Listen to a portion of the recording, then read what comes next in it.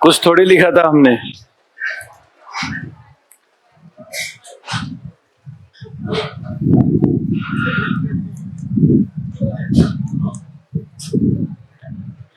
देखिए थोड़ा सा, अब एक शब्द जितने से हमने चर्चा की कल, भक्ति साधन है कि साध्य है? भक्ति साधन है कि साध्य है? साधन है किसका? ईश्वर प्राप्ति का। सीधी सी भक्ति क्या है? साधन है। किसका साधन है? ईश्वर प्राप्ति का। ईश्वर प्राप्त होते क्या होगा? मोक्ष हो जाएगी। मोक्ष होने का मतलब जन्म जन्मांतर के बंधन से, मतलब हम दोबारा जन्म नहीं लेना चाहते, बिल्कुल। क्यों? क्योंकि संसार दुखों का सागर है। किसने कहा था? गौतम बुद्ध ने। गौतम बुद्ध ने कहा कि संसार दुखों का अष्टांगिक मार्ग दिए थे उन्होंने। संसार दुखमय है, दुख से छुटकारा इत्यादि। अब देखिए, सबसे पहले हम भक्ति काल को समझेंगे। आया क्यों भक्ति काल है तो बाद में हम देखेंगे। अब देखिए, कल जितना समझा उसको अब सरल ढंग से समझना। भक्ति काल तो आया आचार्य रामचंद्र शुक्ल के अनुसार संवत 1375 से 1700। संवत 1375 से 1700 का समय कौन सा काल कहलाया? भक्ति काल कहलाया। इसे अलग अलग नाम दिए गए। क्यों आया? ये सारी बातें बात की बातें हैं। ठीक है, सबसे पहले हम बात करेंगे कि भक्ति क्या है। भक्ति क्या है? तो देखिए, भक्ति शब्द के संदर्भ में कहा जाता है कि भक्ति का मतलब किस धातु से बना है? भज धातु से। और भज का मतलब क्या है? भजन करना। एक अर्थ क्या है? भजन करना। और एक अर्थ क्या माना जाता है? भाग लेना।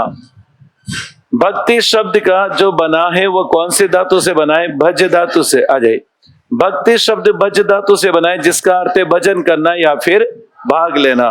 बताए, हम ईश्वर का जो गुणगान करते हैं वो तो भजन है, अपन भी करने वाले हैं। शनिवार को बताओ, वो भी क्या है? भजन है।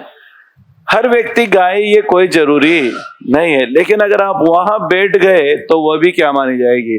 मंदिर में जाने वाला व्यक्ति चाहे वो कोई चीज चुराने भी जा रहा हो तो बताओ, वो चुराने वाला भी भक्ति कहलाएगा। मंदिर में तो जो उपस्थित है, बताओ वो क्या है? भक्त है। इस कक्षा में जो भी बैठे हैं वो सब विद्यार्थी, चाहे मन लग रहा है चाहे नहीं लग रहा है। ठीक है, तो यहाँ पर अगर हम देखें तो भज शब्द क्या है? भजन करना, अर्थात भाग लेना। किसमें भाग लेना? भजन भी किसके करने हैं?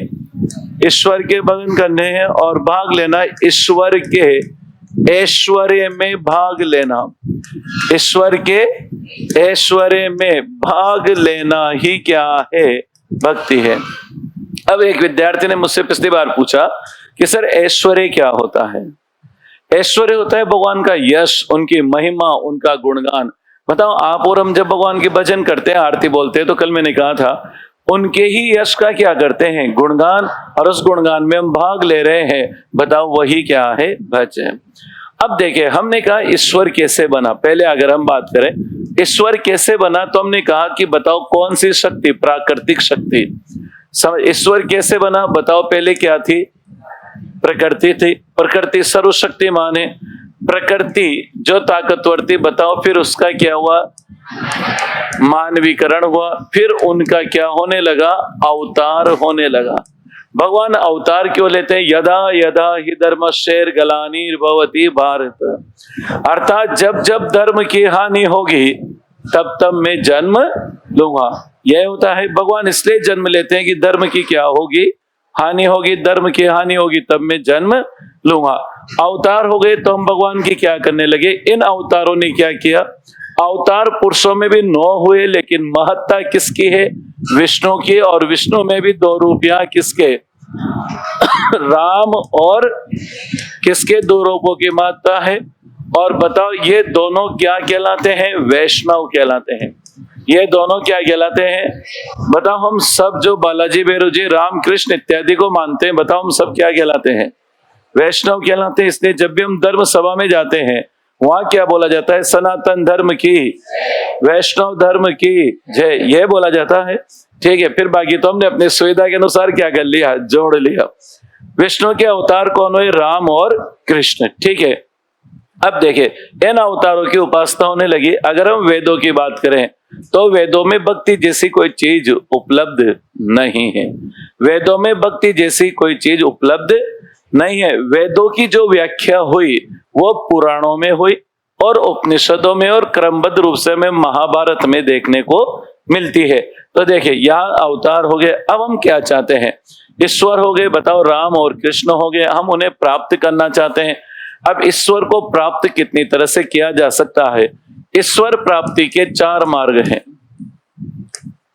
ईश्वर प्राप्ति के मार्ग कितने हैं? 4 हैं।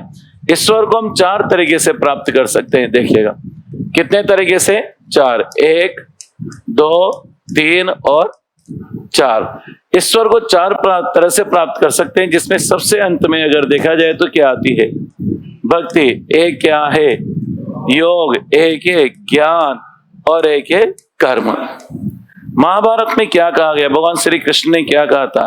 कर्मण्येवाधिकारस्ते मा फलेषु कदाचन। बताओ ये कहा गया था कर्मण्येवाधिकारस्ते मा फलेषु कदाचन। कर्म करना हमारे है, आप कर्म कीजिए, ईश्वर आपको अवश्य। बताओ पहले हमने देखा पौराणिक काल में बड़े बड़े ऋषि मुनि क्या करते थे? तपस्या करते थे और भगवान को साक्षात प्राप्त आज का इंसान कर सकता है क्या? नहीं कर, न तो इतना कर्म कर सकता। पहली चीज ये ज्ञान, याद करो ज्ञानाश्रय काव्यधारा। कौन से ज्ञान की बात की गई? ईश्वरीय ज्ञान की। जहां ज्ञान की बात की जाती है हर मनुष्य के लिए यह सुलभ नहीं है। ईश्वर का ज्ञान होना, पहले तो जो ईश्वर के ज्ञान की बातें करेंगे लोग उसको ये कहेंगे तो पागल है।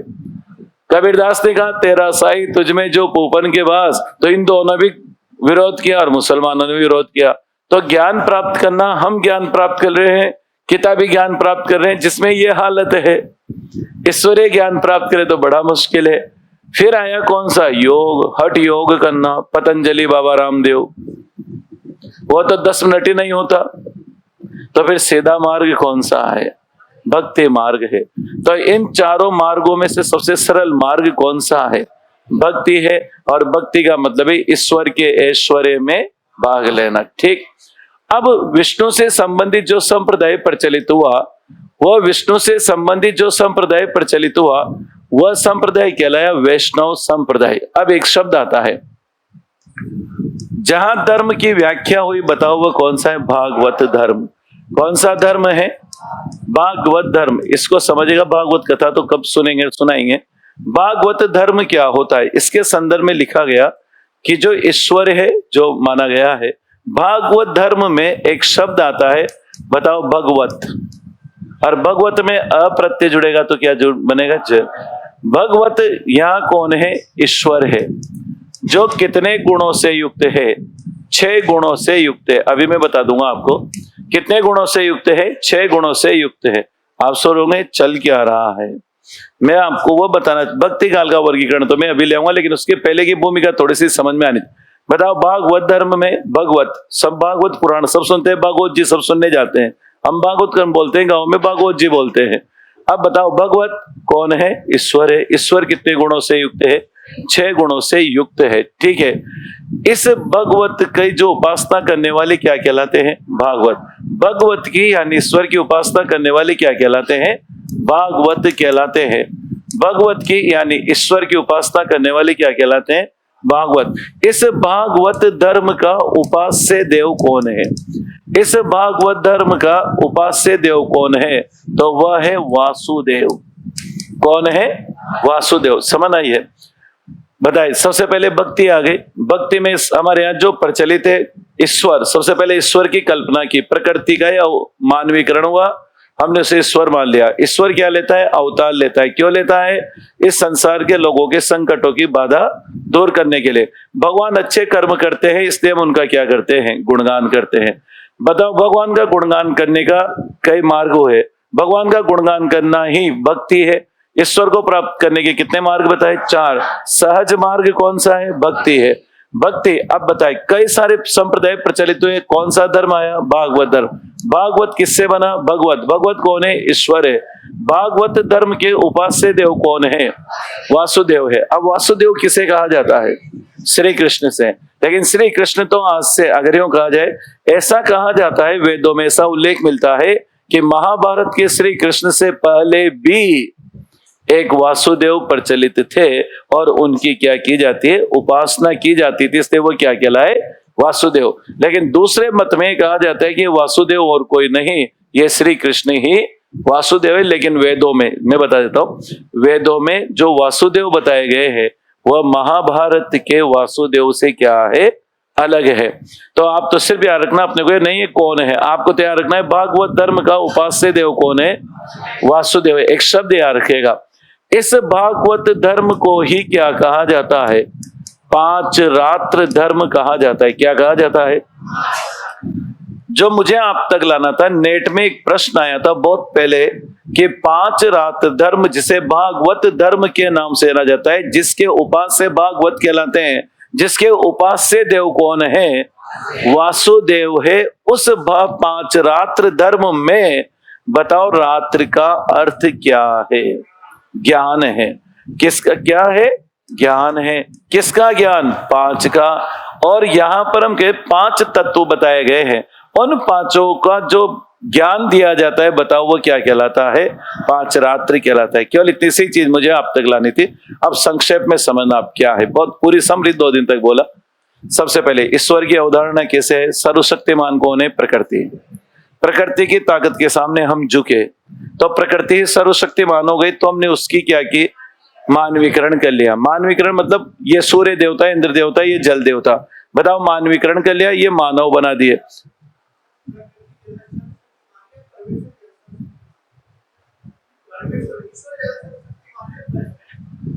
परमेश्वर की उत्पत्ति बता रहा हूं मैं। प्रकृति सबसे पहले बनी, बताओ पहले अंगारा लैंड और गोंडवाना लैंड।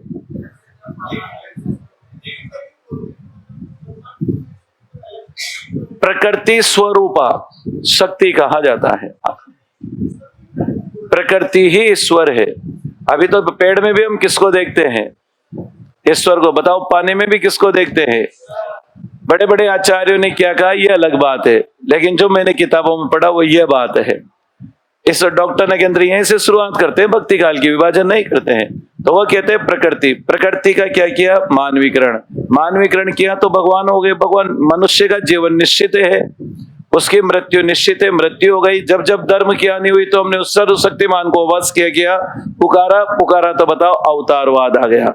हर मनुष्य चाहता है कि मैं संसार में दुख पा लिया, मैं संसार में दोबारा नहीं आना चाहता, इसलिए वो ईश्वर की तो एक कल्पना है, कौन से? मोक्ष की। मोक्ष का मतलब है जन्म जन्मांतर पुनर्जन्म से छुटकारा पाना। मुझे मोक्ष कैसे मिले? तो 4 मार्ग बताए गए।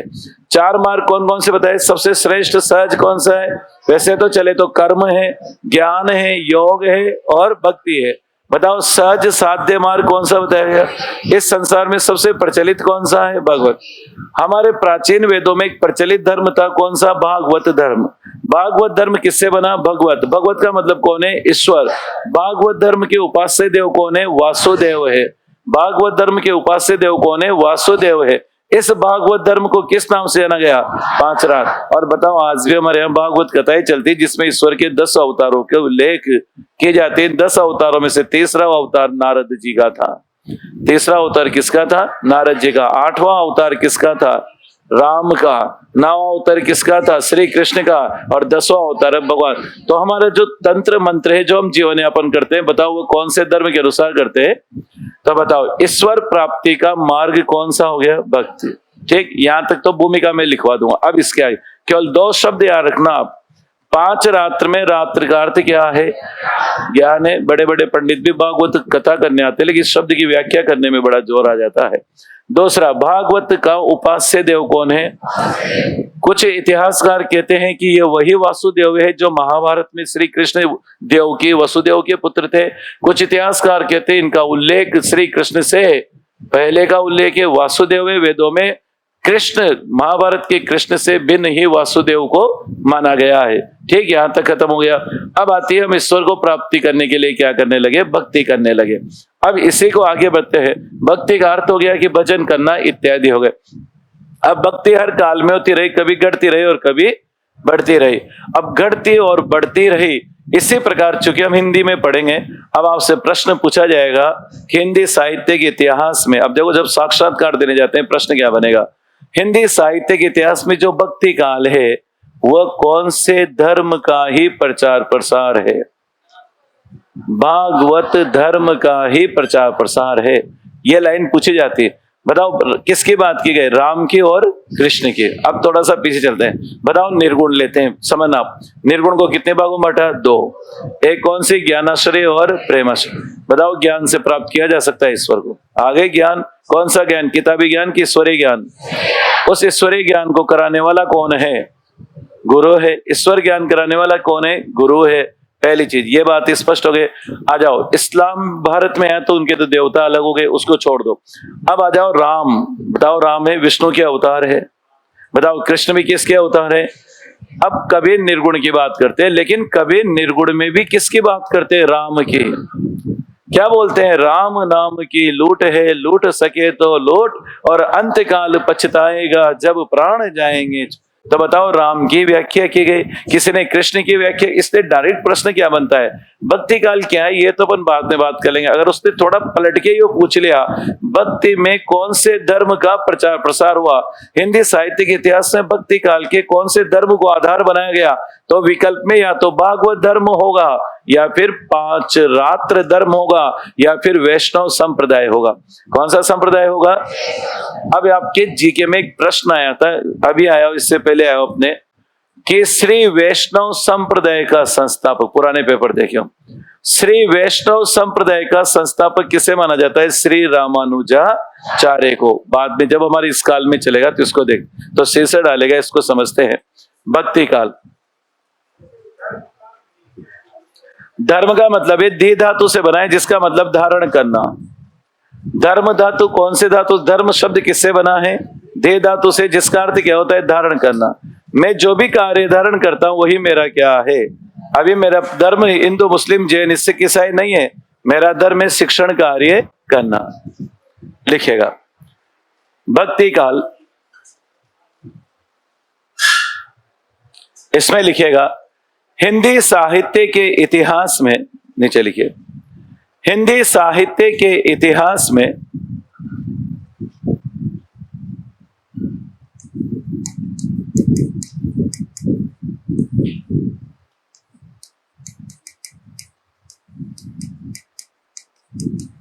हिंदी साहित्य के इतिहास में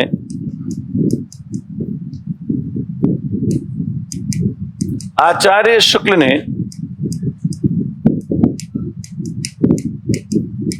संवत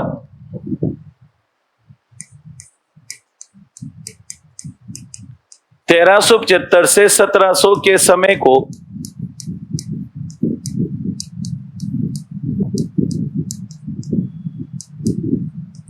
भक्ति काल की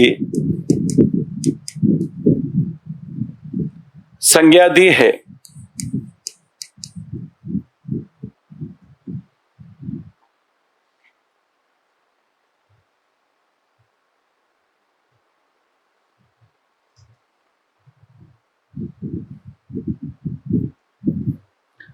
हिंदी साहित्य के इतिहास में आचार्य रामचंद्र शुक्ल ने, हिंदी साहित्य के इतिहास में आचार्य रामचंद्र शुक्ल ने संवत 1375 से 1700 के समय को कौन से काल की संज्ञा दी है? भक्ति काल को पढ़ने से पहले हम भक्ति को समझते हैं। अब लिखिएगा बिल्कुल बीच में, भक्ति शब्द का अर्थ।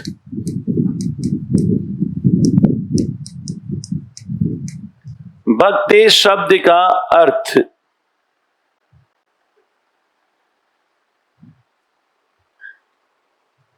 नीचे लिखिएगा, मोनियर विलियम्स ने, मोनियर विलियम्स ने, मोनियर विलियम्स ने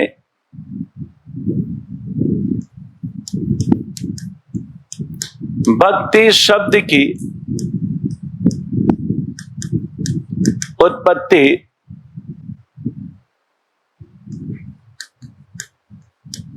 भज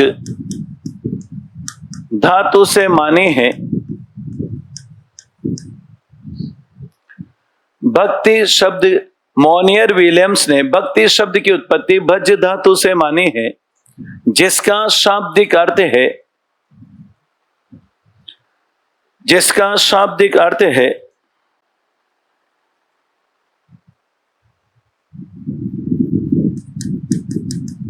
जिसका शाब्दिक अर्थ है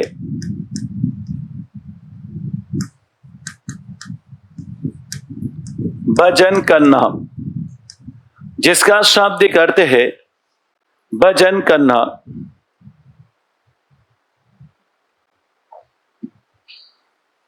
जिसका शाब्दिक अर्थ क्या है? भजन करना। नीचे लिखिएगा, नीचे लिखिए, भज शब्द का,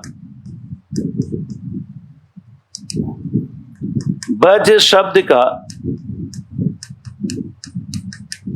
शाब्दिक अर्थ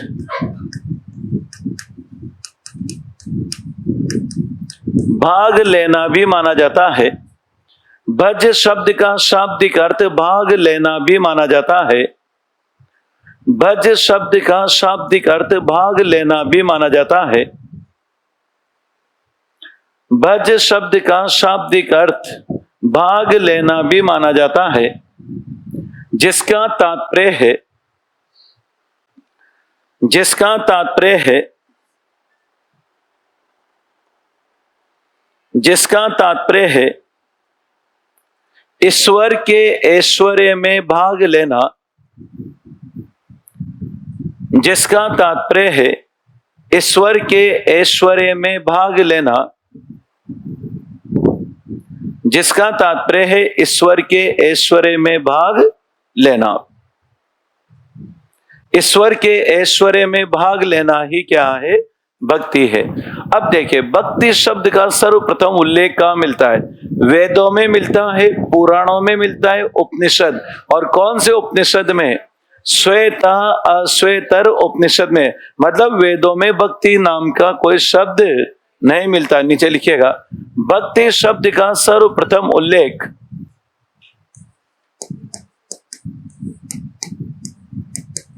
भक्ति शब्द का सर्वप्रथम उल्लेख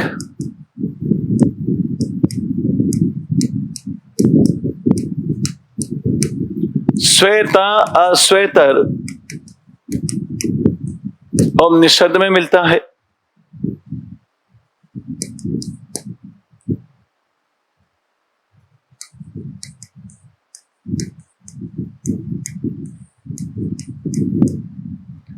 भक्ति शब्द का सर्वप्रथम उल्लेख किसमें मिलता है? श्वेता अश्वेतर उपनिषद में मिलता है। मतलब वेदों के बाद आते हैं इनका नंबर। तो ध्यान रखिए, भक्ति शब्द का सर्वप्रथम उल्लेख किसमें मिलता है? श्वेता अश्वेतर उपनिषद में मिलता है। अब देखिए, भक्ति का शाब्दिक अर्थ हो गया। भक्ति का अर्थ क्या है? ये हो गया। भक्ति शब्द कहाँ मिला? अब प्रश्न बनता है, भक्ति क्या है? प्रश्न के रूप में इधर साइड में लिखिएगा, भक्ति क्या है?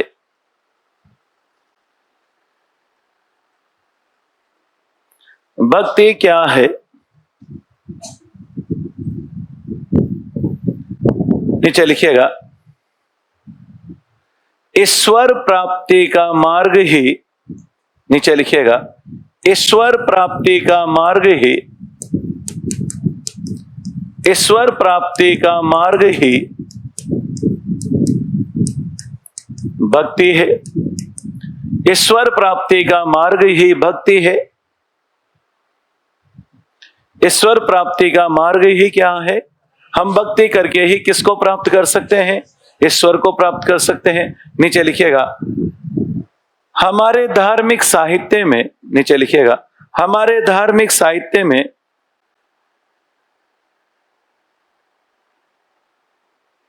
हमारे धार्मिक साहित्य में ईश्वर प्राप्ति के 4 मार्ग बताए गए हैं।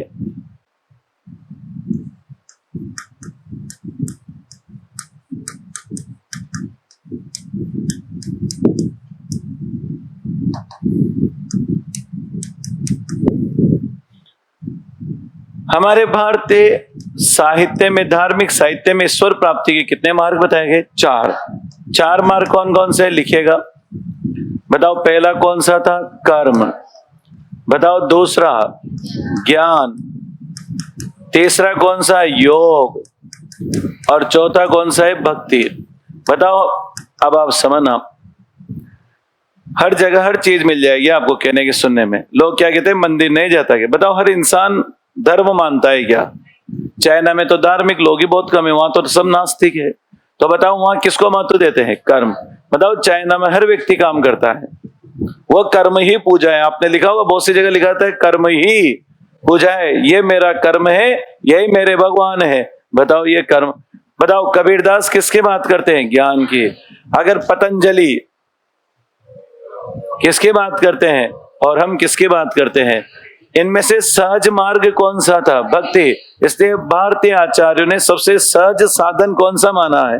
तो भक्ति के, ईश्वर प्राप्ति के कितने मार्ग हैं? 4। 4 में से सहज साध्य कौन सा है? तो लिखिएगा, 4 मार्ग बताए गए। तो भक्ति क्या है? ईश्वर प्राप्ति का मार्ग ही क्या है? भक्ति है। ईश्वर प्राप्ति के कितने मार्ग है? 4। कर्म, ज्ञान, योग और भक्ति, चारों। अब नीचे लिखिएगा, आचार्यों ने, नीचे लिखिएगा, आचार्यों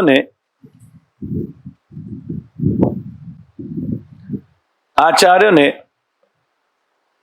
भक्ति मार्ग को ही, आचार्यों ने भक्ति मार्ग को ही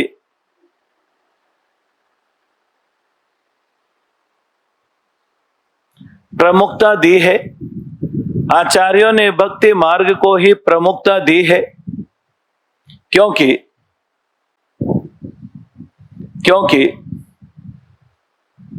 भक्ति मार्ग सहज व सरल है। क्योंकि भक्ति मार्ग सहज व सरल है।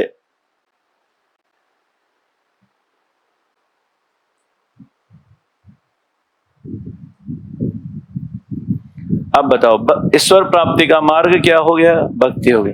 बताओ, सभी भक्ति एक जैसे करते हैं कि अलग अलग? अलग अलग करने लगे तो अलग अलग क्या आ गए? संप्रदाय आ गए।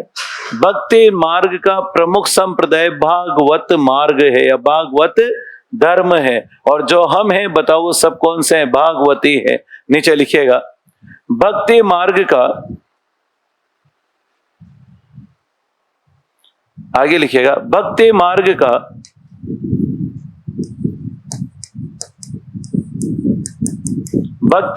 का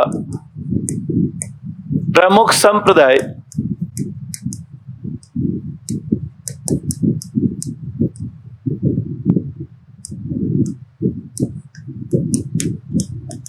भागवत धर्म है या भागवत संप्रदाय है। केवल शब्द याद रखना, कौन सा? भागवत। भक्ति मार्ग का प्रमुख संप्रदाय कौन सा है? भागवत है। नीचे लिखिएगा, भागवत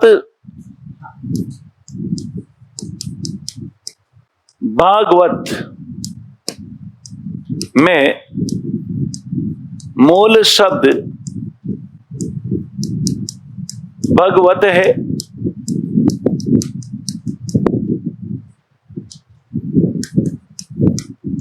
जिसका अर्थ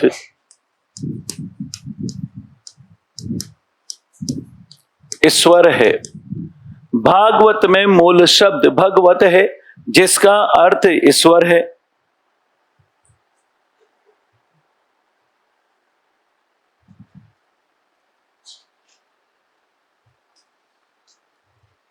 ध्यान रखना, भागवत में अब समझना शब्द कैसे बना। भगवत यानी भगवान पुल्लिंग, और इसका स्त्रीलिंग बनाओ भगवती। भगवत से भगवान और भगवत से भगवती शब्द। तो ध्यान रखिए, भगवान की उपासना जिस मार्ग में की गई, बताओ वो कौन सा कहलाए? भागवत। तो बताओ, ईश्वर प्राप्ति के मार्ग बहुत सारे बताए गए। एक मार्ग है भक्ति मार्ग। भक्ति मार्ग का प्रमुख संप्रदाय कौन सा है? भागवत है। भागवत में मूल शब्द कौन सा है? भगवत है, जिसका अर्थ क्या है? ईश्वर है। अब नीचे लिखिएगा, इसमें लिखिएगा, वैष्णव धर्म या वैष्णव संप्रदाय, वैष्णव धर्म या वैष्णव संप्रदाय का प्राचीन नाम ही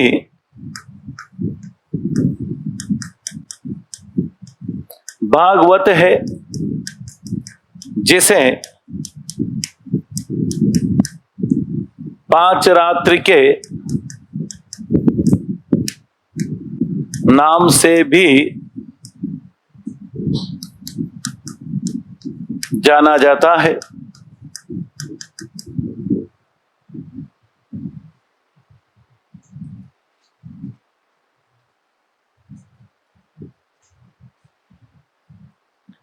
बहुत सरल से आप पढ़ते जाओगे, एक एक लाइन में समझता जाए। ईश्वर हो गया, ईश्वर को प्राप्ति के मार्ग हो गया, मार्ग में कौन सा मार्ग हो गया? भक्ति मार्ग। भक्ति का शाब्दिक अर्थ हो गया, भक्ति शब्द का सर्वप्रथम उल्लेख हो गया। भक्ति क्या है यह हो गया। भक्ति से संबंधित जो धर्म है वह कौन सा है? भागवत। मैं और की बात इसलिए नहीं कर रहा हूं क्योंकि हमारे भक्ति काल में जिस धर्म का प्रचार प्रसार हुआ वो कौन सा है? भागवत या वैष्णव संप्रदाय आएगा। अब आप समझना, वैष्णव धर्म या वैष्णव संप्रदाय ये कौन सा है? भागवत है। भागवत जिसे हम किस नाम से जानते हैं? 5 रात्रि के नाम से जानते हैं। नीचे लिखेगा 5 रात्र शब्द में, नीचे लिखेगा 5 रात्र शब्द में रात्रि का अर्थ, 5 रात्र शब्द में रात्रि का अर्थ ज्ञान है। 5 रात्र शब्द में रात्रि का अर्थ ज्ञान है। अब सीधे शब्दों में आपसे पूछेगा, ये ज्ञान पुस्तकीय ज्ञान की ईश्वरीय ज्ञान? ईश्वर का ज्ञान आपको प्राप्त हो जाएगा। आप इस मार्ग पर चलिए, आपको ईश्वर मिल जाएगा। यहां पर हो जाए। अब आपसे एक प्रश्न पूछा जाएगा, बताओ भागवत संप्रदाय या भागवत धर्म का उपास्य देव कौन होगा? वासुदेव। एक लाइन में समझ आ गया? नीचे लिखे भागवत संप्रदाय का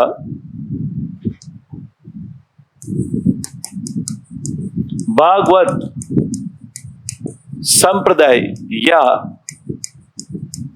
वैष्णव संप्रदाय का उपास्य देव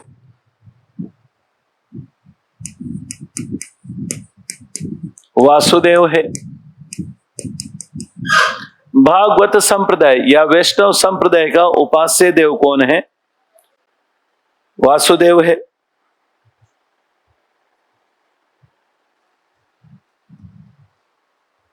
क्या है? वासुदेव है। ठीक, यहां तक आ गए। अब हम विवाद में नहीं पड़ेंगे, दोनों को एक मानते हैं अलग। इस भागवत धर्म का समझेगा, इसी भागवत धर्म का व्यापक प्रचार प्रसार संवत 1375 से लेकर 1700 के मध्य हिंदी साहित्य के इतिहास में देखने को मिलता है। बताओ, वैष्णव धर्म ही आएगा, लोग अलग अलग हो गए। अब नीचे लिखिएगा, इसी भागवत धर्म का, इसी भागवत संप्रदाय का, इसी भागवत संप्रदाय का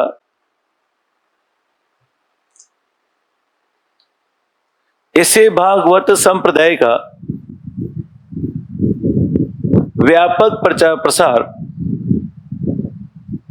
इसी भागवत संप्रदाय का व्यापक प्रचार प्रसार, इसी भागवत संप्रदाय का व्यापक प्रचार प्रसार हिंदी साहित्य के इतिहास के, हिंदी साहित्य के इतिहास के, हिंदी साहित्य के इतिहास के भक्ति काल में देखने को मिलता है। हिंदी साहित्य के इतिहास के भक्ति काल में देखने को मिलता है।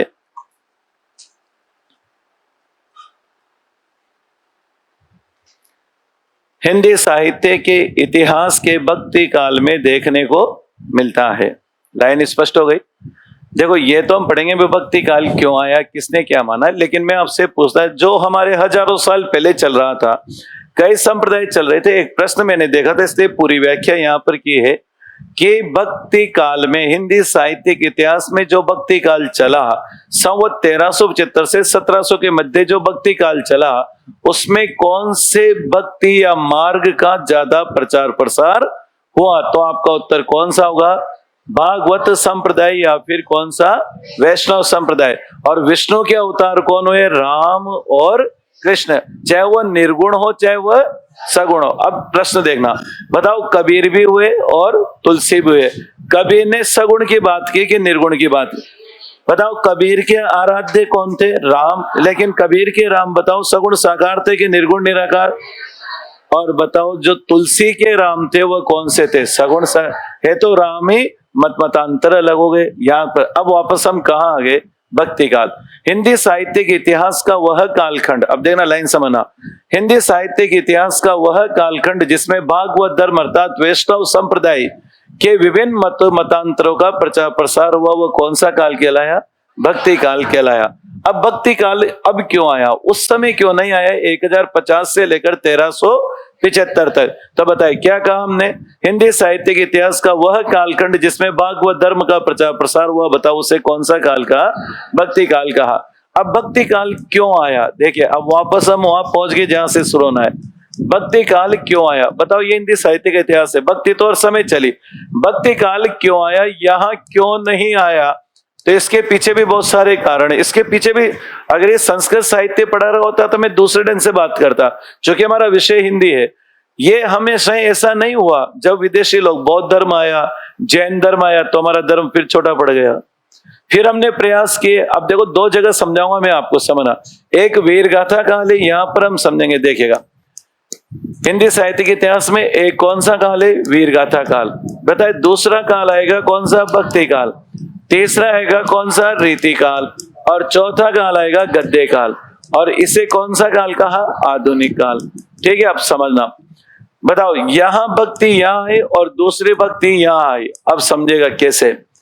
बताओ विदेशी आक्रांता भारत में, अभी तक तो हम आराम से जीवन जी रहे थे, आराम से जीवन जी रहे थे, कोई समस्या नहीं थी, साहित्य लिखा जा रहा था। उससे पहले का साहित्य हिंदी में नहीं मिलता, क्योंकि उसके पहले क्या चल रही थी? अपभ्रंश चल रही थी। और उस समय सिद्ध, नाथ और जैन अपने धर्म का प्रचार प्रसार कर रहे थे। और इसके पीछे भी चलो तो और बहुत सारे कारण निकलते हैं, लेकिन इतने पीछे से अपने को कोई मतलब नहीं है। हम यहाँ सीधे से बात करते हैं। बताओ ये अपने प्रचार प्रसार कर रहे थे। अब साम्राज्यिक, आपने देखो किसी भी चीज को जब पढ़ा जाता है तो उसके राजनीतिक, सामाजिक, धार्मिक, सांस्कृतिक, आर्थिक कारण और परिणाम पढ़े जाते हैं। विदेशों में क्या था? हिंदुस्तान सोने की चिड़िया के नाम से प्रसिद्ध था। और विदेशों में तो ये जो गरीब देश थे या जो लुटेरे थे, ये विदेशों से कहां आने लगे? भारत में आए। ठीक है, आया और लूट के ले गया, ये बात समझ में आई। लूट पहले भी होती थी, आज भी होती थी, लेकिन सबसे बड़ा आक्रमण किस पर हुआ?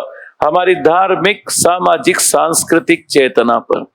राजनीति तो ठीक है, लोग जीतते रहे, हारते रहे, लेकिन जब यहां से भारत में इस्लाम आया, विदेशी आक्रांता भारत में है, तो राजनीतिक रूप से हम पराजित नहीं हुए, हम धार्मिक रूप से भी क्या हो गए? पराजित हो गए। धार्मिक रूप से कैसे? जबरदस्ती धर्मांतरण होने लगा, मंदिर तोड़े जाने लगे, जिंदा उनको छोड़ा गया जिन्होंने दूसरे धर्म को क्या कर लिया? अपना लिया। तो हम क्या किए? यहां से टूट गए। अब हम किससे पुकार लगाए? हमारी रक्षा करने वाला कोई शेष? तो बताओ, राजा तो बचा नहीं, तो हमने ईश्वर को पुकारा। अब ईश्वर को पुकारा तो रक्षा करने वाले कौन आए? तो राम का ही कैरेक्टर प्रस्तुत किया गया। राम को ही क्यों लेकर आए? पहले राम, तो ध्यान रखिए, राम ऐसे थे, बिना सेवा द्रवे दीन पर राम सरिस कौन आए। ऐसा कैरेक्टर जो हमारी रक्षा कर सके विदेशी आक्रांताओं से, तो वह राम ही थे। कौन? श्री राम, जिन्होंने लंकापति, सर्वशक्तिमान होने के बाद अमर होने का जिसको वरदान प्राप्त था, उस दुष्ट रावण को भी पराजित करने का श्रेय किसको है?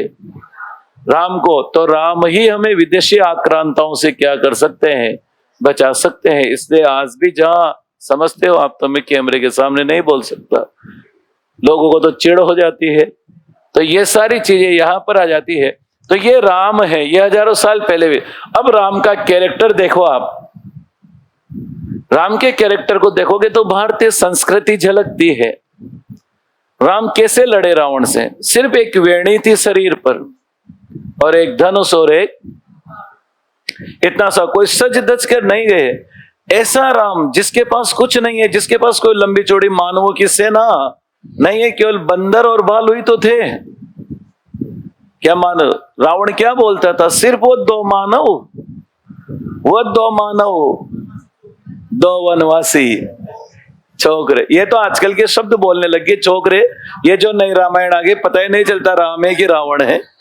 छोकरे शब्द नीचे का स्तर हो जाता है। वह दो मानव इस लंकेश का क्या बिगाड़ सकते हैं, जिसके कदमों में शनि तो नीचे पड़ा रहता है, ग्रह तो उसके क्या बिगाड़ सकता है। फिर वो अट्ठास करता था रावण। ये रावण का अहंकार था। ऐसा अहंकार विदेशी जातियों का था। हम साम्राज्य स्थापित कर लिया, अब हमारा कौन बिगाड़ सकता है। तो हमने किसको पुकारा? उस आराध्य को पुकारा, उस भागवत धर्म के आराध्य वासुदेव को पुकारा।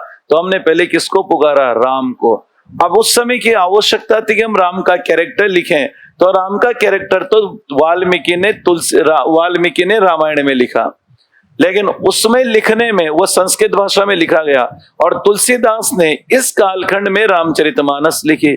जब आप दोनों को पढ़ेंगे तो दोनों में बड़ा अंतर है। शबरी के झूठे बेर राम जी वाल्मीकि रामायण में खाते हैं कि तुलसीदास के रामचरितमानस। वाल्मीकि रामायण में कहीं भी ऐसा प्रसंग नहीं है। यह प्रसंग तुलसीदास ने किसमें जोड़ा? रामचरितमानस में। क्यों? क्योंकि जब विदेशी आक्रांता भारत में आए तो उन्होंने फूट डालो राज करो की नीति करी। हिंदू मुसलमान एक कर दिए।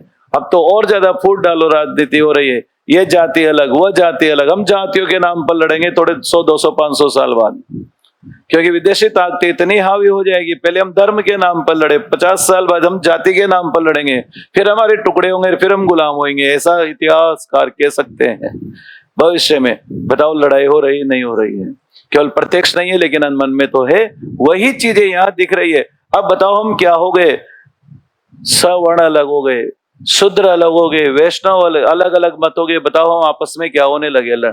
शिव को मानने वाले कहते हैं शिव बड़े, विष्णु को मानने वाले कहते हैं विष्णु बड़े, और फिर वो ममता बनर्जी अलग कहती है जय कंकाली मैया। अब समस्या आ गई। बताओ हम जिससे लड़ना चाह रहे थे विदेशी आक्रांताओं से, बताओ हम खुद ही बिखर गए, हो गया ना अलग। अब शिव तो कहता है, आज एक चीज देखिए, हर जाति धर्म की रैली निकलती है लेकिन एक समग्र हिंदू जाति की रैली नहीं निकलती। कारण क्या है? हमारा विभाजन कर दिया गया लोगों ने स्वार्थ के कारण। हम एक मोहल्ले में 5 जाति के लोग रहते हैं, पांचों अलग अलग ढंग से सोचते हैं। तो यहां पर अलग है। तो भक्ति तुलसीदास ने युग दृष्टा थे। तुलसीदास ने क्या देखा कि शबरी के झूठे बेर खिलाएंगे तो तुलसीदास ने लिखा। तो उन्होंने क्या आदर्श प्रस्तुत किया? देखो, एक क्षत्रिय राम, अयोध्या का राजा राम, एक शबरी के झूठे बेर क्या कर रहा है? जब यही भेद नहीं कर रहे थे संसार के प्राणियों, तुम क्यों भेद कर रहे हो? दूसरा देखना कैसे लिखा। जब श्री राम लंका जाते हैं तो समुद्र के किनारे भगवान शिव की पूजा करते हैं। यह वाल्मीकि रामायण में प्रसंग नहीं है। क्यों करते हैं? कि शिव को मानने वाले शिव और विष्णु को मानने वाले वैष्णव। अब देखो, भगवान राम शिव जी की पूजा कर रहे हो तो तुम दोनों आपस में क्यों लड़ रहे हो? 2 पार्टी वाले एक साथ बैठकर खाना खा रहे हो और तुम जिंदाबाद मुर्दाबाद करने में लग रहे हो। सही है कि गलत है? तो ये तो चल रहा है। पहले भी यही चल रहा था, आज भी यही चल रहा है। फिर क्या किया? देखो कितनी बड़ी दृष्टि से तुलसीदास की। जब युद्ध में हारने लगे राम तो उनको लगा रावण जीत रहा है और मैं कितने प्रयास कर रहा हूं। राम की शक्ति पढ़ेंगे हम, तब जहां होता है उसको पढ़ने में बड़ा मजा आता है उसको। तो जब वहां पर राम हार रहे होते हैं तब उनको पता चलता है, विष्णु कहता है शक्ति इनके साथ है, मैं भी शक्ति का क्या करूंगा? संधान करूंगा। और कहते हैं कि जब राम शक्ति की पूजा करते हैं तो एक लाइन बहुत अच्छी आती है कि जब वो कमल चढ़ाते तो एक कमल क्या हो जाता है। तो वहां एक लाइन बहुत अच्छी आती है, उसका अर्थ मैं बता देता हूं कि राम को लगता है कि मैं हर बार ही हारता आया हूं, हर बार ही मैं विपदा से ग्रसित होता आया हूं। अब ये संधान भी मेरा क्या पूरा नहीं होगा? क्या मुझे सीता फिर प्राप्त नहीं होगी? तो राम कहता है कि ये राम हार गया तो क्या हुआ? एक राम और है अभी जो मन से कभी नहीं हारा। तभी तो कहते हैं मन के हारे हार है। कोई बात नहीं, उनके मन में फिर विचार आया अब की बार मैं नहीं हारूंगा। एक कमल कम पड़ गया तो क्या हुआ? मेरी माँ बचपन में मुझसे कहा करती थी कि कमल नयन निकाला, और साक्षात मन के यहां पर आता है। तो ऐसा तो बताओ किसकी उपासना करवा दी? शक्ति के समन्वय। इसलिए तो कहते हैं तुलसी का समस्त साहित्य समन्वय की विराट चेष्टा है। सब जाति में, धर्म में, क्षेत्र में क्या लेकर चले? समन्वय लेके चले। तो बताओ ये कौन सा काल आया? भक्ति काल आया। किसी ने सगुण में पूजा तो किसी ने निर्गुण में पूछा, किसी ने ज्ञान से पुकारा तो किसी ने प्रेम से पुकारा, भक्ति। अब ईश्वर को हमने पुकारना शुरू किया तो बताओ भक्ति परक साहित्य लिखा जाने लगा, तो बताओ कौन सा काल आया। चला समय 1375 से लेकर कहां तक, 1700 तक। लेकिन एक स्थिति क्या आई, ईश्वर पर हम कहां तक धैर्य रखते, विदेशी आक्रांता आने लगे तो अंग्रेज और आगे, सर टॉमस रो। अब देखना हमारी संस्कृति पर दूसरा हमला। बताओ पहले विदेशी संस्कृति है, मुगल आए, इस्लाम आया भारत में, ठीक। अब दूसरी बात फिर क्या है, भारत में कौन सा धर्म आया, ईसाई आए। सर टॉमस रो जहांगीर के दरबार में आया। आक्रमण आकर चला जाए वो बुरा नहीं है, फिर पैदा हो जाएगा कोई फर्क नहीं, लेकिन जो अपनी संस्कृति से कट गया समझ जाओ वो मर गया। यही चीज तो यहाँ पर, अब आप इतिहास पे थोड़ा ध्यान केंद्रित करना। भारत में आए, याद करें, सन 1757, सन 1857, सन 1947 भारत में अंग्रेजों की नींव स्थापित हो गई प्लासी के युद्ध में, शुजा उद दौला नवाब अवध का, यही था। अब बताओ 1857 में ईस्ट इंडिया कंपनी ने आ गया तो महारानी विक्टोरिया के हाथ में आजादी हुई। जब भारत में क्रांति हुई तो स्वामी दयानंद सरस्वती ने कहा कि अब बताओ हम अंग्रेजों जैसा खान पान अपना रहे हैं, हम अंग्रेजों जैसा रहन सहन अपना रहे हैं, हम अंग्रेजी शिक्षा अपना रहे हैं, एक दिन हमारे देश का पतन का कारण यही होगा, हम अपने देश में भी अजनबी हो जाएंगे अगर हमने अपनी संस्कृति को नहीं बचाया। इसलिए स्वामी दयानंद सरस्वती ने कहा था वेदों की और विदेशी कपड़ों की क्या जलाई गई थी, होली जलाए। लोग कहते हैं विदेशी संस्कृति आ गई तो क्या हो गया, 25 साल पीछे चलो थोड़ा सा, औकात नहीं थी औलाद की बात के सामने बोल जाए। आज बाप का मर्डर हो रहा है, 100 रुपए माने नहीं दिए तो धार हथियार से कत्ल कर दिया। भाई बहन के रिश्ते दूषित हो रहे हैं। आप देखो क्या नहीं हो रहा है। आज हम पहले मोहल्ले में घर की चाबी दे जाते थे, 4 दिन बाहर चले जाते थे, आज खुद के बेटे को नहीं दे के जाती माँ, खुद रख के ले जाती है। गलत कह रहा हूं, ये संस्कृति है। पहले हम हैंडपंप का नदी का पानी पी के 100 साल जीते थे, आज आरओ का पानी पी के 40 साल में सीढ़ियां 3 चढ़ने में हाँफने लग गए। समझना मेरी बात। पहले शुगर और बीपी की बीमारी अमीरों की बीमारी कही जाती थी, आज हर 4 आदमी में से 1 आदमी शुगर और बीपी से समस्या ग्रसित है। पहले बोतल चढ़ती थी मोहल्ले में किसी के तो पूरा गांव हाल चाल पूछने आता था। पूछना कभी घर वालों से, किसी के बोतल चढ़ जाए तो इतनी बड़ी चीज थी जितनी आजकल वेंटिलेटर है। बोतल चढ़ गए, ओ चलो क्या हो गया ऐसे, तो मोहल्ले के 10-20 आदमी आते थे और 1-2 तो बैठे रहते थे। भाई ये आज बोतल घर में चढ़ा लेते जो थोड़ा सा भी। कारण क्या हुआ, ये पाश्चात्य संस्कृति, हमारा खान पान। बताओ पहले हमारे तो जैन धर्म में आज भी ये होता है, 7 बजे बाद रसोई के ताला लग जाता है। आप और हमने बिगाड़ दिया, नहीं मानते आजकल की औलाद। मैं तो वैष्णव हूं, मैं तो पहले कह रहा हूं श्याम बाबा का जागरण है अपने हाथ, ठीक है। जो पक्के जैनी होते हैं उनके घरों में बच्चे भी नहीं खाते हैं। 6 बजे सूर्यास्त हुआ ताला लग गया। अब औलाद भी समझदार हो गई। पहले बाहर कहाँ मिलता था, गांव थे, बाहर निकलते पता लग जाए और सब होटल पे खा रहा था। अब आदमी 8 बजे बाद जा रहा है, कोटा में 50 जगह कहीं भी जाके खा के आ गया। तो धर्म की हानि, सिद्धांत जो थे वो खत्म होते जा रहे हैं। अब उसका कारण बीमारी। आदमी खाएगा, खाते क्या हो गया, सो गया। और पेट बढ़ना बीमारी का सबसे बड़ा कारण है। कोई पीछे से बोझ ढो रहा है, कोई आगे से ढो रहा है। ये कहां तक चलेंगे, सही है कि गलत है? गलत कह रहा हूं मैं? ये खान पान था जब खान। आज आप जैसे पतले दुबले नजर आ रहे हो, नौकरी लगने दो, लगने तो दो नौकरी। डबल नहीं हो जाए तो मिल लेना मुझसे। ऐसे हो गए लोग, ऐसे चलते ही हो है, बहुत से तो बस ग्रेड हो रह गए। कारण क्या है? मानसिक शांति, आर्थिक शांति, सामाजिक शांति। आराम से 5 घंटे स्कूल, वहां भी बैठे रहना है, घर पे आया खाया पिया।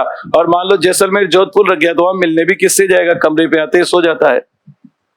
यहाँ तो फिर भी उठ के चला गया, सामाजिक जीवन तो वहां खत्म ही हो गया। तो बहुत सारी चीजें हैं। तो ये सारी चीज अब रीतिकाल विदेशी आक्रांत है, ये तो धर्म की हानि हुई।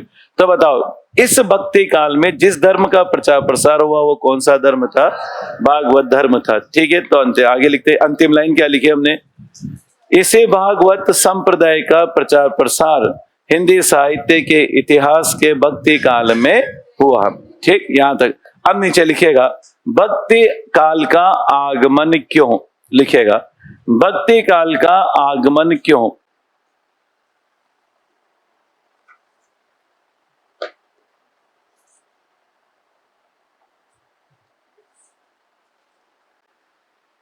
भक्ति काल का आगमन क्यों?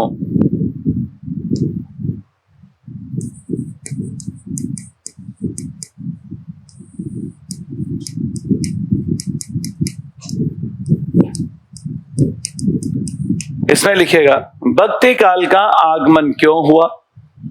नीचे लिखेगा भक्ति काल का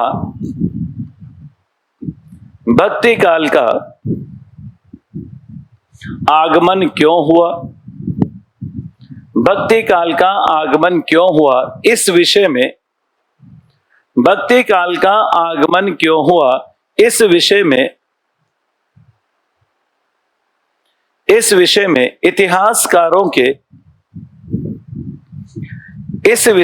इतिहासकारों के निम्नांकित मत है।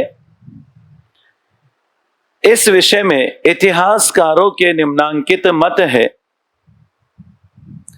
इस विषय में इतिहासकारों के निम्नांकित मत है। अब देखिए, हम 3 मत की बात करेंगे। पहले कितने मत की बात करेंगे? 3, जो प्रमुख है। इसमें भी 2 ही प्रमुख माने जाते हैं।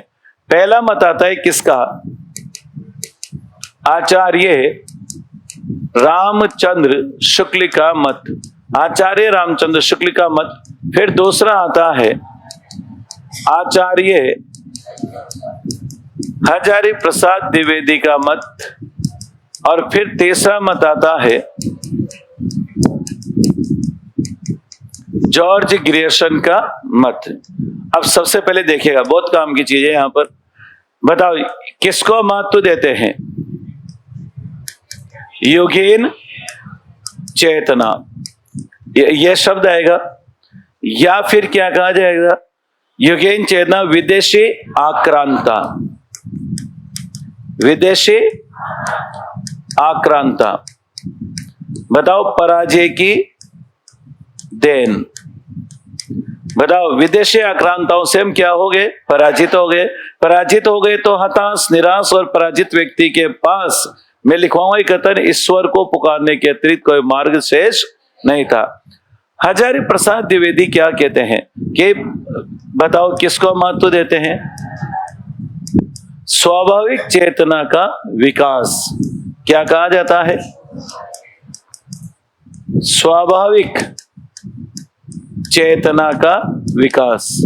और एक जब आप इन्हें नाथ संप्रदाय पढ़ते हैं तो नाथ संप्रदाय में वो लिखते हैं कौन से धर्म की देन? बौद्ध धर्म की देन। यहां पर आता है जब हम नाथ संप्रदाय शीर्षक पुस्तक लिखते हैं तो वो कहते हैं कि बौद्ध धर्म की देन है किसका आगमन? भक्ति काल का। अगर ऐसा पूछा जाता है तो किसको लगाएंगे? और जॉर्ज ग्रियर्सन क्या लिखते हैं? ईसाई धर्म की देन है। और ये क्या कहते हैं? ईसाई क्या कहते हैं? क्रिश्चियन क्या कहते हैं? ये कहते हैं भगवान कृष्ण और कोई नहीं है। कृष्ण और कोई नहीं है, क्राइस्ट आते हैं ना, जानते हैं जो इनके क्रिश्चियन भगवान होते हैं वो कृष्ण नहीं है। ये क्रिश्चियन क्राइस्ट जो भगवान इनके जो है वही कृष्ण है और कोई नहीं है। तो बताओ ये मत तो खारिज हो गया। मत 2 ही चले, एक आचार्य रामचंद्र शुक्ल और एक हजारी प्रसाद द्विवेदी। लिखेगा इससे क्यों?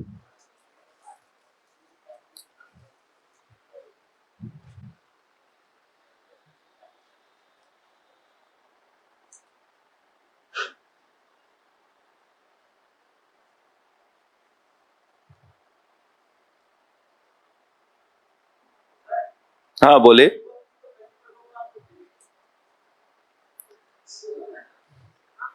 भगवान नहीं मिले तभी तो रीति काल आया।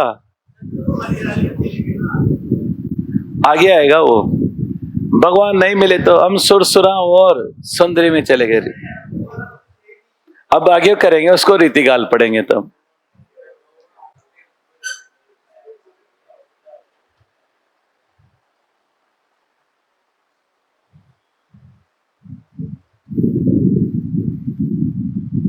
ऐसे आएगा इस।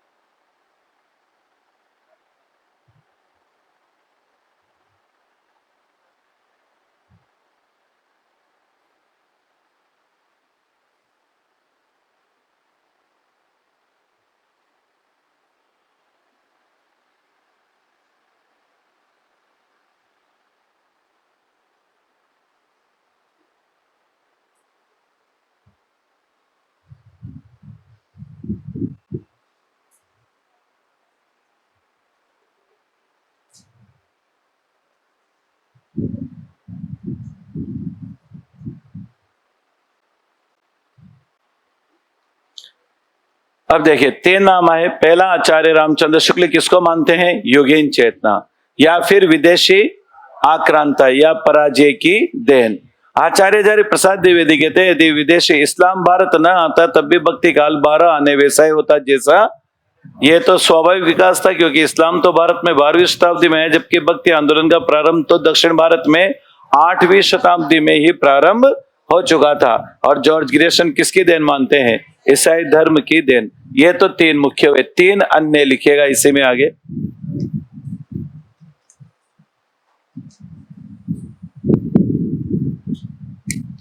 अगले 3 में डॉक्टर ताराचंद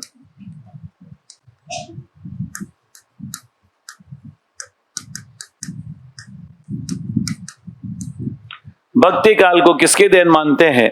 अरबों की देन। अरब के निवासियों की क्या मानते हैं? देन मानते हैं। फिर बाबू गुलाब राय, इसमें लिखिएगा, ये लिखे नीचे ऐसे जैसे अपन ने ऑर्गेनाइजेशन बना ना, जैसे 3 और बना लीजिए। डॉक्टर ताराचंद किसकी देन मानते हैं? अरबों की देन मानते हैं। बाबू गुलाब राय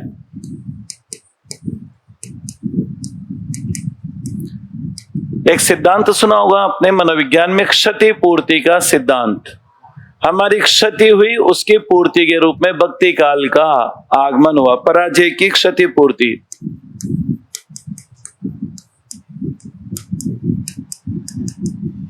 पराजय की क्षति पूर्ति।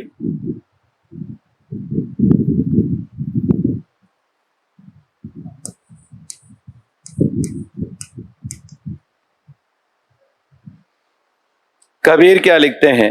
भक्ति द्राविड़ उपजे उत्तर रामानंद लाहे।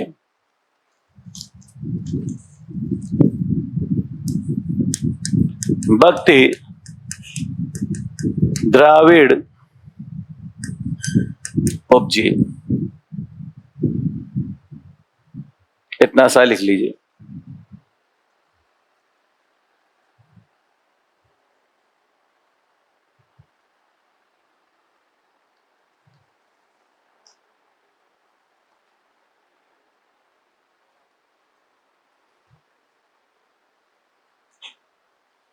डॉक्टर ताराचंद ने किसकी देन मानी?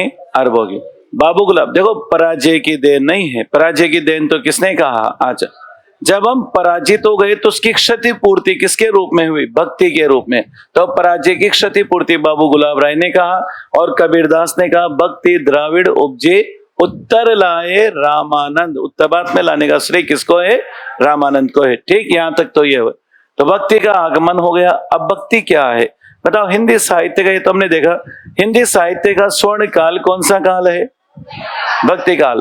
भक्ति काल को स्वर्ण युग किसने कहा? जॉर्ज ग्रियर्सन ने।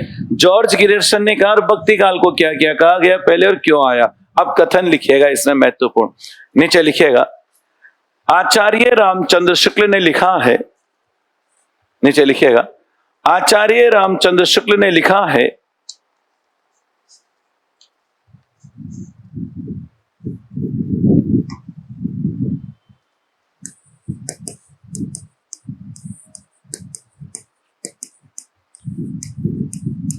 आचार्य रामचंद्र शुक्ल ने लिखा है, डैश डबल इन्वर्टेड, इसमें लिखिएगा, अपने पौरुष से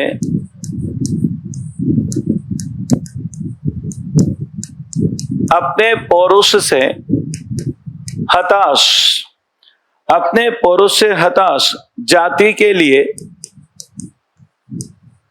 अपने पौरुष से हताश जाति के लिए भगवान की शक्ति,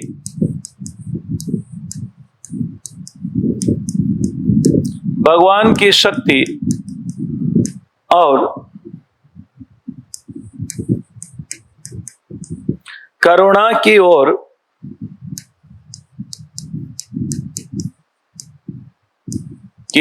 ध्यान ले जाने के अतिरिक्त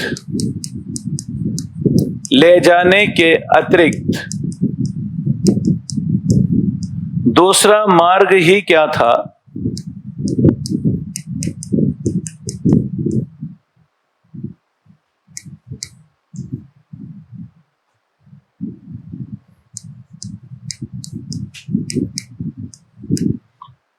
देखिए क्या कहा, अपने पौरुष से हताश जाति के लिए भगवान की शक्ति और करुणा की ओर ध्यान ले जाने के अतिरिक्त दूसरा मार्ग ही क्या था? डायरेक्ट पूछा जाता है ये कथन किसका है, तो आपका उत्तर होगा आचार्य रामचंद्र शुक्ल।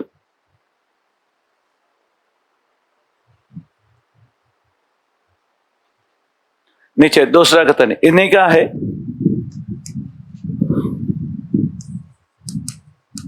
देखो इस बार अपने 3 कथन थे, अलग अलग 3 कथन आए थे अपने इस बार। आचार्य रामचंद्र शुक्ल ने लिखा है,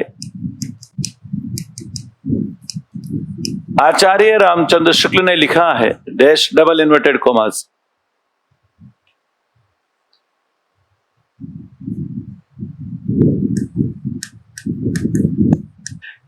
भक्ति का जो सोता, सोता का मतलब यहां क्या है? स्रोत। भक्ति का जो सोता आचार्य शुक्ल के इतिहास का है।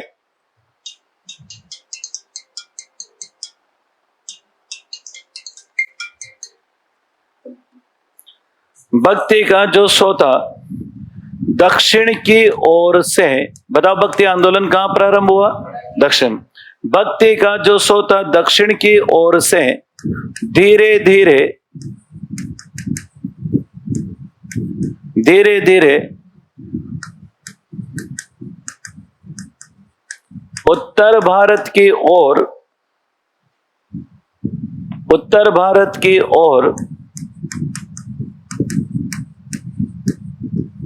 पहले से ही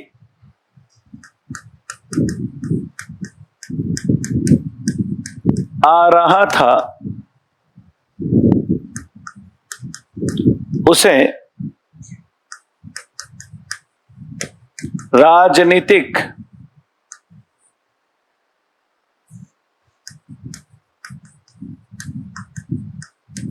परिवर्तन के कारण, उसे राजनीतिक परिवर्तन के कारण सुनने पड़ते हुए जनता के हृदय क्षेत्र में फैलने के लिए पूरा स्थान मिला।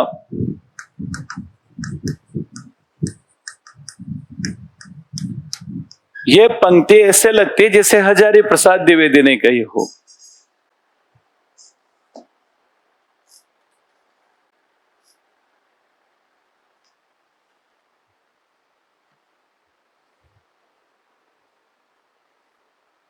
लाइन को समझते हैं। ऊपर लाइन समझ में आ गई। अपने पौरुष से हताश जाति के लिए भगवान की शक्ति और करुणा के और ध्यान ले जाने के अतिरिक्त कोई मार्ग शेष ही नहीं बचा था। आचार्य रामचंद्र शुक्ल क्या लिखते हैं, यहाँ प्रश्न बनेगा। आचार्य रामचंद्र शुक्ल भी ये मानते हैं कि भक्ति आंदोलन, भक्ति की धारा कहां से आई? दक्षिण भारत से। क्या लिखते हैं आचार्य रामचंद्र शुक्ल अपने इतिहास में? भक्ति का जो स्रोत धारा, यो समझ जाए, भक्ति का जो स्रोत दक्षिण की ओर से धीरे धीरे उत्तर भारत की ओर पहले से ही आ रहा था। अब समझना जो काम की चीज है, उसे राजनीतिक परिवर्तन के कारण, बताओ राजनीतिक परिवर्तन कौन सा? हिंदुओं के स्थान पर विदेशी आक्रांता स्थापित हो गए। तो बताओ दक्षिण से उत्तर की ओर। तो आज एक चीज बताइए, ये जो ऑनलाइन टेक्नोलॉजी थी 10 साल बाद आनी थी, ऑनलाइन कोर्स 10 साल बाद आने थे, लेकिन कोरोना ने ये 10 साल पहले ला दिया। कोरोना ने कितने साल पहले लाना सो? 10 साल पहले लाना सो, क्योंकि लोग आदि नहीं थे, मोबाइल नहीं थे, टेक्नोलॉजी नहीं थी, लोग जानते नहीं थे। धीरे धीरे लोग अब इसके क्या हो गए? आदि हो गए। ऐसे भक्ति तो आनी थी, लेकिन राजनीतिक परिवर्तन के कारण सुनने पड़ते हुए, बताओ हमारे अंदर कुछ शहर सुनने पड़ते हुए जनता के हृदय क्षेत्र में फैलने के लिए पूरा स्थान मिला। तो बताओ आचार्य शुक्ल ने क्या मत माना कि भक्ति की धारा कहां से चली, लेकिन उससे स्थापित करने में ज्यादा योगदान किसका रहा? राजनीतिक परिवर्तन। राजनीतिक परिवर्तन तात्कालिक कारण था, इसलिए वो यहां इसे लिखते हैं। ठीक है, आगे बढ़ते हैं। अगला कथन आता है, इसमें लिखिएगा, आगे लिखे। आचार्य हजारी प्रसाद द्विवेदी ने लिखा है, आचार्य हजारी प्रसाद द्विवेदी ने लिखा है,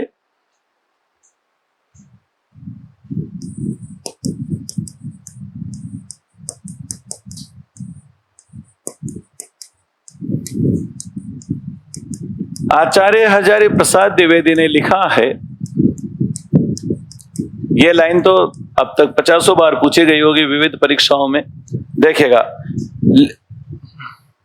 जोर देकर, पूरी लाइन लिख देता हूं, जोर देकर कहना चाहता हूं, जोर देकर कहना चाहता हूं कि अगर, जोर देकर कहना चाहता हूं कि अगर इस्लाम नहीं आया होता, यदि इस्लाम नहीं आया होता, जोर देकर कहना चाहता हूं कि अगर इस्लाम नहीं आया होता तो भी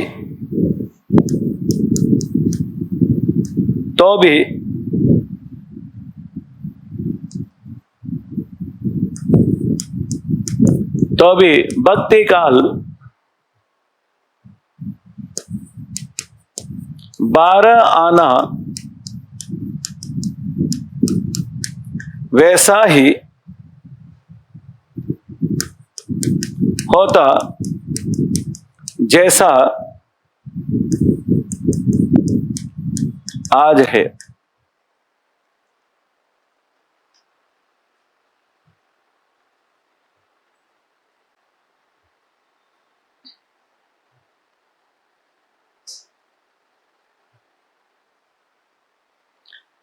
कई बार लाइन ये यहां से शुरू करते हैं, बहुत से बार परीक्षा में, अगर इस्लाम नहीं आया होता तब भी भक्तिकालीन साहित्य 12 आने वैसा ही होता जैसा आज है। तो बताओ अगर इस्लाम भी नहीं आता तब भी भक्ति काल वैसा ही होता। सिर्फ इतना सा अंतर आता कि इतना ना होकर 75% तो ऐसा ही होता। ये किसने लिखा?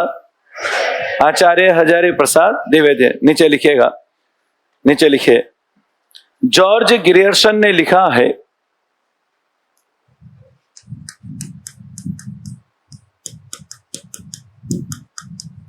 जॉर्ज ग्रियर्सन ने लिखा है,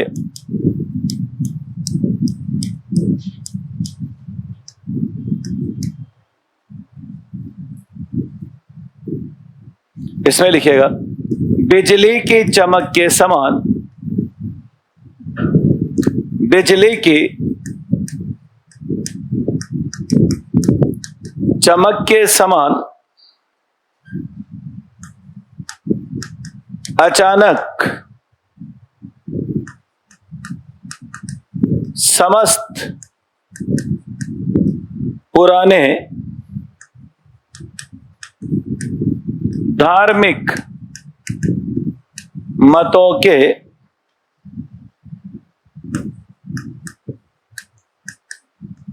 अंधकार के ऊपर एक नई बात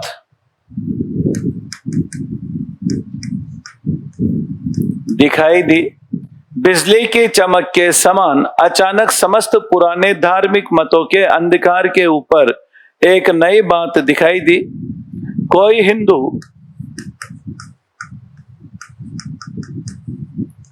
हिंदू यह नहीं जानता कि यह बात कहां से आई,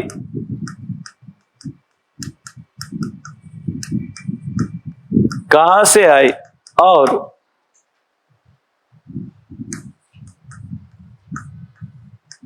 कोई भी इसके प्रादुर्भाव का कारण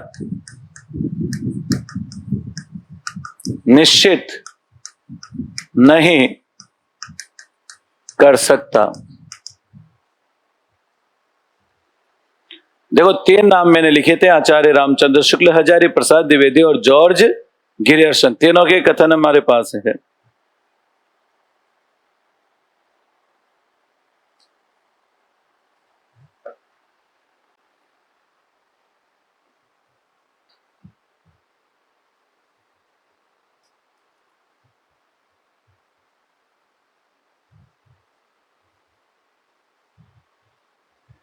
किसी न किसी परीक्षा में ये कथन पूछे जा चुके हैं। चले वापस देखते हैं कहां से चले हम, भक्ति काल से। एक बार संक्षेप में देखिएगा कथन, ध्यान देना क्या कहा है ना। बिजली की चमक के समान, बिजली कब चमकती है? जब अंधकार होता है। बिजली की चमक के समान अचानक समस्त पुराने धार्मिक मतों के अंधकार के ऊपर एक नई बात दिखाई दी, एक नया आंदोलन चला। कोई हिंदू यह नहीं जानता कि यह बात कहां से आई और कोई भी इसके प्रादुर्भाव का कारण निश्चित नहीं कर सकता। मतलब आचार्य रामचंद्र शुक्ल और हजारी प्रसाद द्विवेदी दोनों के मतों का समर्थन किया कि दोनों का विरोध कर दिया। कोई कारण नहीं बता सकता। ये बात किसने कही? जॉर्ज गिरियर्सन ने कही। तो वापस चलते कहां से पढ़ना शुरू किया हमने, देखिएगा। सबसे पहले हम यहाँ पर तीनों आचार्यों की हमने बात की, शुरू से देखिएगा आप समझना। कहां से? सबसे पहले क्या आया? भक्ति काल। भक्ति काल का समय क्या माना? 1375 से 1700 का समय किस नाम से जाना जाता है? भक्ति काल के नाम से जाना जाता है। ये स्पष्ट हो गया। भक्ति शब्द कौन से धातु से बना? भज धातु से। कितने अर्थ लगाए जाते हैं? 2। एक भजन करना और एक भाग लेना। किसका भजन करना? ईश्वर का। और ईश्वर के ऐश्वर्य में भाग लेना ही क्या है? भक्ति है। अब ईश्वर क्या है ये हमने देखा। क्या है? प्रकृति है, शक्तिमान है। प्रकृति का क्या किया? मानवीकरण। फिर वो जो मानव शक्ति के रूप में है, बताओ वो क्या लेने लगा? अवतार। हमारे यहाँ सब ज्यादा महत्व किसका है? विष्णु के 2 प्रधान अवतार माने गए, राम और कृष्ण। और वो क्या कहलाते हैं? वैष्णव। विष्णु धन वैष्णव। और वैष्णव धर्म में किसको? राम और कृष्ण को। ईश्वर प्राप्ति के कितने मार्ग बताए गए? 4। एक एक कर्म, ज्ञान, योग और भक्ति। बताओ इनमें से सहज मार्ग कौन सा है? सहज मार्ग भक्ति है। भाग अब देखें, हमारे यहाँ पर अगर हम देखें भक्ति है, यहाँ पर हमने देखा। अब इसके बाद आता है हमारा सबसे प्राचीन धार्मिक संप्रदाय कौन सा है? भागवत धर्म है। कौन सा है? इसका उपास्य देव कौन है? भागवत धर्म किसे कहते हैं? वैष्णव धर्म को ही क्या कहा गया? इस वैष्णव धर्म, भागवत धर्म को ही क्या कहते हैं? 5 रात्र धर्म कहते हैं, जिसमें रात्रि का मतलब क्या है? कौन सा ज्ञान? ईश्वरीय ज्ञान। ठीक, यहां तक पढ़ा। इसको जब हमने समझे कि जो भक्ति काल आया उसमें इस भागवत धर्म का, 5 रात्र धर्म का, वैष्णव संप्रदाय का ही क्या हुआ? प्रचार प्रसार हुआ। भक्ति शब्द का अर्थ हमने देखा, ये सारे आ जाते हैं भज इत्यादि। इसके बाद में देखिए भक्ति शब्द का सर्वप्रथम उल्लेख कहाँ मिला? श्वेता अश्वेतर उपनिषद में मिला। भक्ति क्या है? तो हमने कहा ईश्वर प्राप्ति का मार्ग ही क्या है? ईश्वर प्राप्ति का मार्ग ही क्या है? भक्ति है। ठीक, भक्ति मार्ग का प्रमुख संप्रदाय भागवत धर्म। हमने देखा भागवत में मूल शब्द क्या है? भगवत का मतलब ईश्वर होता है, ईश्वर की उपासना करने वाला है भागवत कहलाता है। यहाँ पर वैष्णव धर्म, अब देखिए वैष्णव धर्म या वैष्णव संप्रदाय का प्राचीन नाम ही क्या है? जिसे पंचरात्रि के नाम से भी जाना जाता है। फिर हम बात करें थे भागवत संप्रदाय वैष्णव संप्रदाय का उपास्य देव कौन हो गए? वासुदेव हो गए। फिर इसके बाद में देखिए हिंदी साहित्य के इतिहास में साहित्य में भक्ति काल का आगमन क्यों हुआ? इसके 6 कारण पड़े। प्रधान कितने यहाँ रखने? 3। पहला, आचार्य रामचंद्र शुक्ल अपने पौरुष से हताश जाति के लिए, हताश पराजित व्यक्ति के कारण कहाँ गए वो? ईश्वर।